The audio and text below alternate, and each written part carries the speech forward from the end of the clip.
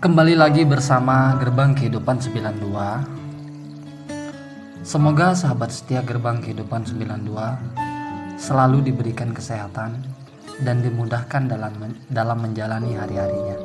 Amin ya rabbal alamin. Namun sebelum ditonton di episode kedua ini, mohon ditonton di episode yang pertama dari kisah yang berjudul Nikmatnya Melayani, agar teman-teman tidak gagal paham. Kita mulai ceritanya. Beberapa lama setelah Dedi dan Nadia dari hilap mereka di rumahnya, barulah sang ibu pulang. Dengan penuh rasa hormat, Dedi pun menyambut sang ibu dengan ekspresi yang sangat lugu. Ia berlagak seolah-olah tak pernah terjadi antara dirinya dan Nadia.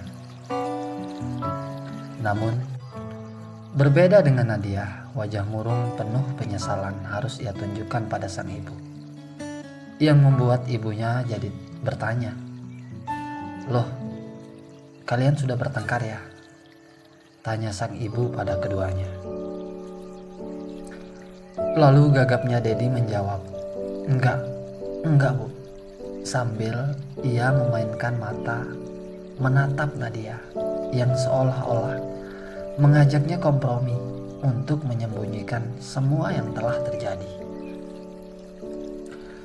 Saat itu Nadia peka akan isyarat tatapan matanya Dedi padanya, hingga ia menjawab sang ibu, "Enggak bu, saya cuma sedikit terasa sakit perut," seru Nadia.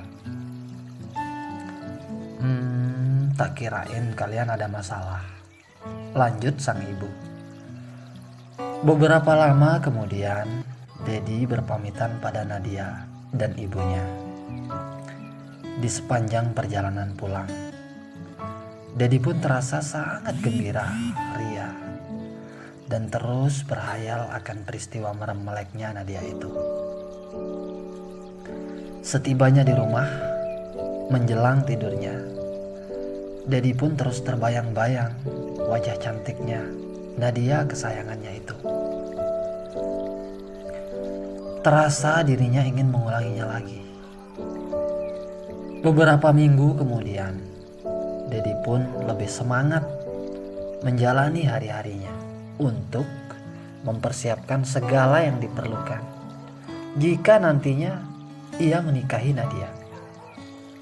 Walaupun semuanya belum pasti, namun Dedi sudah mulai yakin sepenuhnya karena bukti khasiat dari pelet yang ia gunakan sudah jelas-jelas membuat Nadia bisa takluk padanya. Lebih-lebih sang ibu pun sangat merestuinya. Maka kala itu Dedi tak mau menyia-nyiakan momen baik itu. Ia pun sudah mulai berani dengan bercandanya mengajak Nadia menikah. Namun Nadia masih sedikit bengong sembari berkata, "Santai dulu sayang, jangan buru-buru."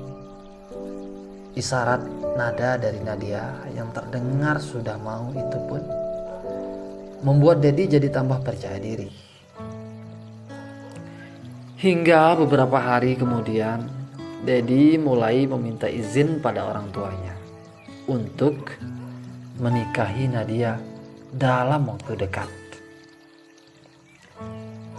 Sebagai orang tua, karena ia ingin melihat anaknya segera dewasa, ia pun diberi restu olehnya. Maka tak ada lagi yang ditunggu Dedi selain ia dari Nadia. 2 malam kemudian, Dedi pun lagi-lagi mendatangi rumah sang dukun untuk meminta ramuan yang lebih dahsyat lagi agar Nadia segera menikah dengannya. Kala itu sang dukun pun bersedia memberikannya, namun dengan syarat tentunya dengan mahar jutaan rupiah. Tanpa berpikir panjang, Dedi pun siap membayarnya. Maka tibalah malam di mana Dedi mengambil ramuan itu, yakni malam Rabu saat itu. Sembari berbincang dengan sang dukun, Dedi dipetunjuk agar ia mengambil Nadia tepat nanti jam 12 malam. Karena menurut sang dukun ramuannya akan berkhasiat pada jam 12 malam. Sembari berkata pada Dedi, "Kamu ajak dia nanti jam 12 tepat. Yakin Nadia akan bisa manggut saja mendengarmu," tegasnya pada Dedi. Singkat cerita, Dedi mengindahkan semua perintah sang dukun. Tiba jam 12 malam hari, Dedi pun mengajak Nadia via telepon. Dan ternyata benar, Nadia mengiyakan ajakan Dedi, yang berakhir pada malam itu Nadia dijemput oleh Dedi dan dibawanya. Maka mereka akhirnya menjadi calon pengantin. Namun keduanya tak langsung dinikahi, karena tradisi setempat setiap pernikahan harus melalui adat setempat, yang akhirnya memakan waktu hingga 3 hari. Barulah mereka akan dilangsungkan akad nikahnya sesuai dengan restu sang ibu.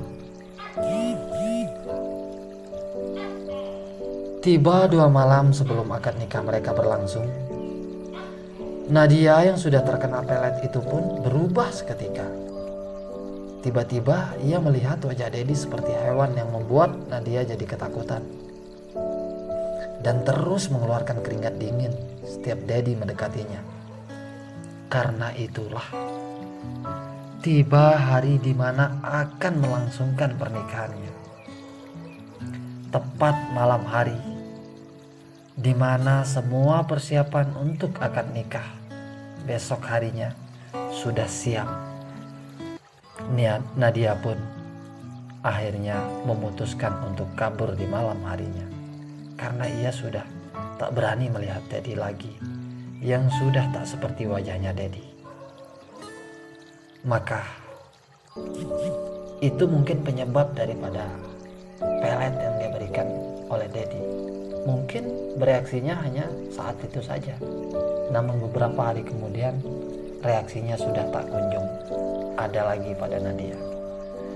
Maka melalui jendela belakang rumahnya Dedi, ia pun meloncat dan akhirnya harus jalan sendirian untuk pulang ke rumahnya. Kejadian itu membuat semua warga jadi ribut. Maka gagallah pernikahan mereka dengan Nadia meninggalkan Dedi dengan cara diam-diam. Saat itu Dedi dan keluarganya sangat malu pada warga karena undangan sudah ia sebarkan. Namun acaranya tidak jadi karena dirinya ditinggal kabur oleh Nadia. Tamat sampai disinilah ceritanya. Lalu apa pesan moral yang bisa kita ambil dari cerita ini?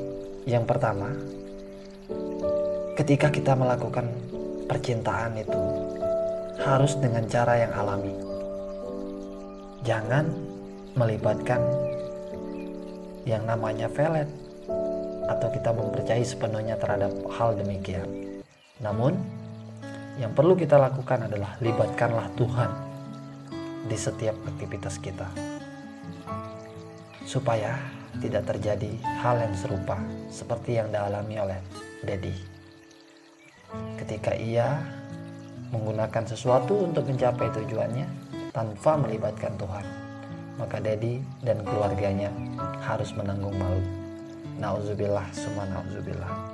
Semoga kisah ini cukup terjadi pada diri Dedi dan tidak terulang kembali kepada kita semua. Salam Gerbang Kehidupan 92. Terima kasih telah tonton video ini. Kisah-kisah yang ada di video ini murni kisah nyata kehidupan. Karena itulah pesan kami, ambil positifnya, buang jauh-jauh negatifnya.